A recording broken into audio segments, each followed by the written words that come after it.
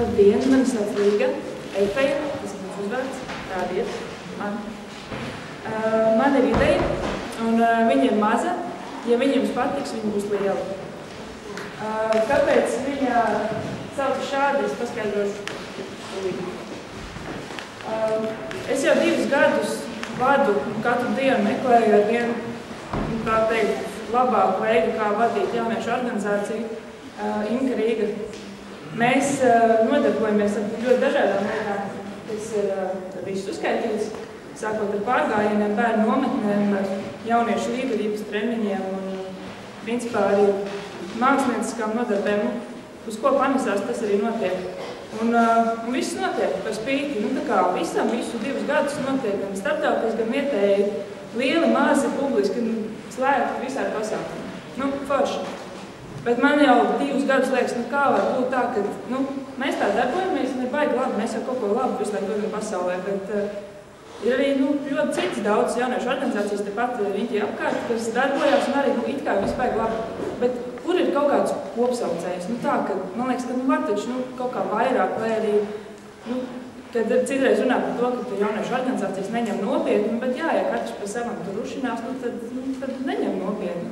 Tāpēc man ir mazā ideja, kas ir saistīta ar vārdu community, kāpēc es viņu rakstu angliski, tāpēc latviski viņš tulkojās vai kā mikrorajons, vai kā kopiena. Mikrorajons liekas kaut kas diezgan kreis, un kopiena liekas kaut kas uzreiz sekta, draugas kaut kas tāds.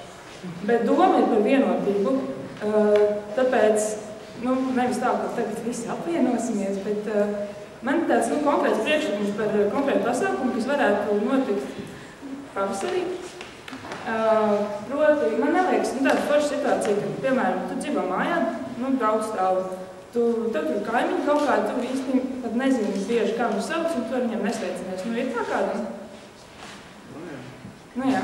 Man tā aizskat, Latvijā kaut kā bācam cilvēki ir tik daudz labu cilvēku, tik ģeniālām idejām, bet, kad tas paliek pie sevis visu laiku, un tā, ka nav komunikācija pat tāda, tik daudz cilvēku tiem pateikt, un kā jums ietveik. Tā. Un, tāpēc man liekas, ka būtu ļoti tā skaisti attīstīt, mēģināt tā kā iedarbināt kaut kādu nelielu čupošanos savu tā kā cilvēku vidū, tur, kur tu dzīvo. Un, man liekas, ka tieši jauniešu organizācijas ir brīnišķīgs spēks, kas to var izdarīt. Cik no jums ir saistīti ar NVO ar jauniešu organizācijām? Forši, es turpināšu tā.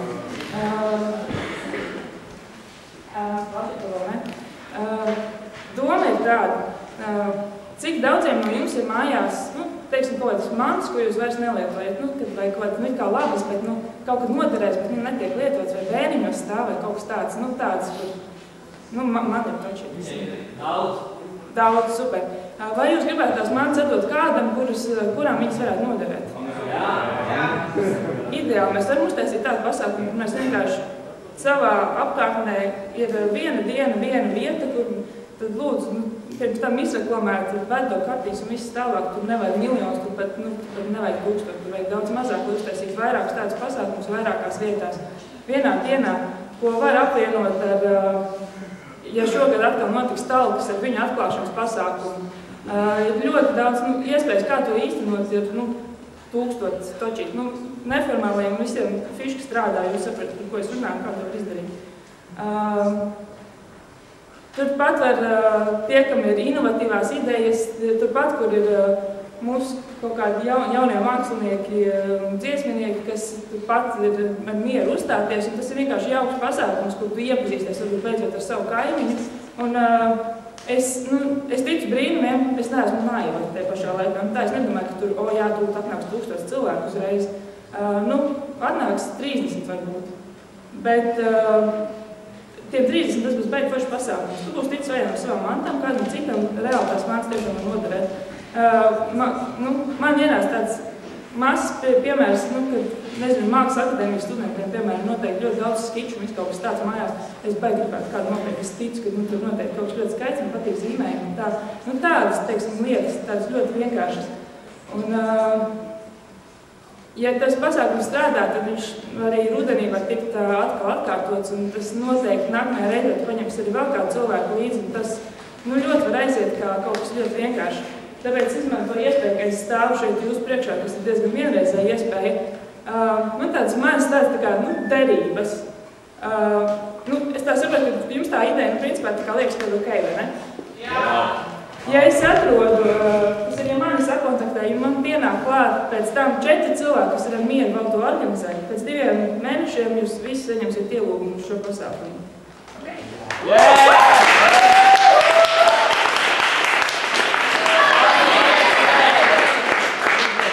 15 sekundes, kad es vēl izmantošu vienreizīgi iespēju būt šeit runāt par personīgām idejām.